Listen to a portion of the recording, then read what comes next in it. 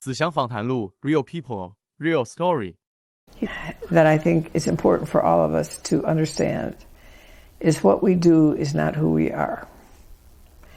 Let me explain that. You know, after many, many years, you have given all the talks you want to give, you have written all the books you want to write, and one day you need to leave the world. Mm-hmm. What would be the 3 most important lessons you would want to leave this world with to give to the future generations of TCKs that you think would be most beneficial to them? That's a good question. I think one of the things that's helped me get where I am was back in 1980 when I thought I'd never heard about TCK. But I had some feeling I wanted to write, that I was doing whatever work. And so a lady came, we were in Liberia, and I said she had written a lot of books, and I had a study group that I was working with, and she had the same thing. So I said to her, how would I write? What would I do? And she said, when you don't know how to do everything, ask God what's the one thing you can do. And she said, right now you write letters to people, write them well. And right now you lead your group, prepare well. And if they stay 8 people, fine, bless them. If they become 800, fine. And if you write these letters and you never write a book, you will bless the people you write. You know, you can write encouraging letters. And so all through my life, I never know where I'm going. I'm not a 5-year plan person. But each time what she said was true, like, what's the next thing I can do? Tonight, the next thing I can do is have an interview with you. And wow. So there's always one more thing to do. So that would be one thing, that go for the dream, but realize, she said, people don't do anything because they don't know how to do everything. So do that one thing and wait to see. So that has been something for me. For TCKs especially, is that what you want to know? Right. I think that, again, to live in paradox, how you can absolutely celebrate all the good that you have, that you've seen the world, that you've learned culture, you've had all these foods. You can absolutely celebrate that. You can use it. It's your gift. But it doesn't mean there weren't hard things. And the biggest thing for us is the cycles of separation and loss and goodbye. So if you can balance that of learning how to take care of the challenges can become your gift, because it makes me aware of other people who've lost. They don't have to be TCKs, but they're people. And so the more I work with that part of my story, the more I can use it in different ways. And so I think affirming the both and you know, when I see people who aren't TCKs, they also have struggles, and maybe they didn't have all the gifts. You know, we lived the life we've had. So that would be the thing, is to live the both and don't discount your gifts, because there might be the pain, but don't discount dealing with the loss even if you're using your gifts well.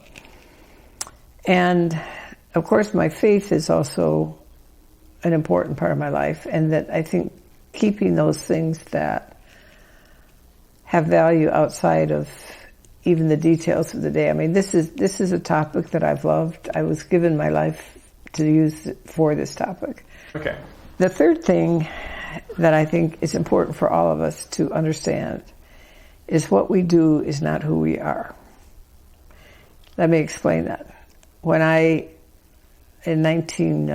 was 55, I had a diagnosis of breast cancer. And they thought I'd probably be okay, but, you know, it's a bad word. You don't know how you're going to be. So I was trying to figure out why I felt so sad when they thought I would be okay. So I had to do my journaling. That's how I do life. And what was it I was losing? And I realized that I've been working with people on this topic, and now I had to get out of line. They were going to keep going. Right. And I would be out of line, and, maybe I wouldn't get back in. And so I went through that time. But while I was over here online, one thing I had to decide, if I'm sitting here, of course by now I have a bald head because I had chemo. And all of them were doing over here. And so I had this chemo, I had the radiation. I had to go through realizing that I had to get out of line for what I was doing.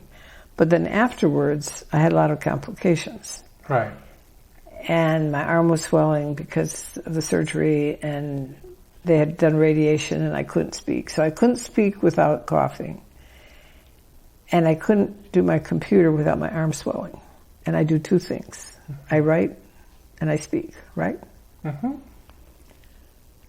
I might survive the cancer, but would I ever be me again? What if I could never write and I could never speak? And so I had to think, if I spend the rest of my life on my driveway blowing bubbles with my grandkids, do I have value? Do I have value in being who I am as a human being that God loves? Or is my value only in what I do? Now, what I do is what I enjoy. But what if I couldn't do that? Would I still be somebody? That was very important for me, Sean, because if I'm not what I do, I can even risk failing because I'm still me. And so I think that's been part of helping me go places I shouldn't have gone humanly, speak to crowds that, I don't really have business. I'm not a teacher. I'm not a psychologist. I'm not that. But I still can go and speak about the kids. And if I fail, I'm still me because I'm not what I do. And that was an important thing for me to give me the courage to try and to separate who I am from what I do. Does that make any sense? What I do does not necessarily define who I am. Right. I was given something to do. I was given this topic to work on. Right. I was given that, and I love what I do. Right. But then my mother was sick. For 4 years, I couldn't really travel anymore. Right. And again, okay, if I'm just a caregiver for my mother, mm-hmm. do I still have value? And of the course writing, you do. Yeah, the writing in the books, that's something I do, mm-hmm. but it's not what makes me have value. Because all of life's going to go, everything I do, will pass, and we each have our time in life. Right. But I think that for me was what I would say was the third lesson, that becoming aware, that's why identity in its core is so important, because that's who I am. And this other stuff, if it's what I'm doing, it's important because it comes out of me, but if I can't do it, I'm still me. I still have values. Even though I cannot do the things I used to do. Yeah. I'm still me. I still have values. I'm still me, and I still have values. And I think as life shifts too, there's different times you do different things. Like right now, my main thing would be to try and encourage you and your generation to think about these things and to keep growing the topic, because the world's only changing more. So we began it, now you get to finish it or take it to the next step. I love that. Thank you so much, Ruth.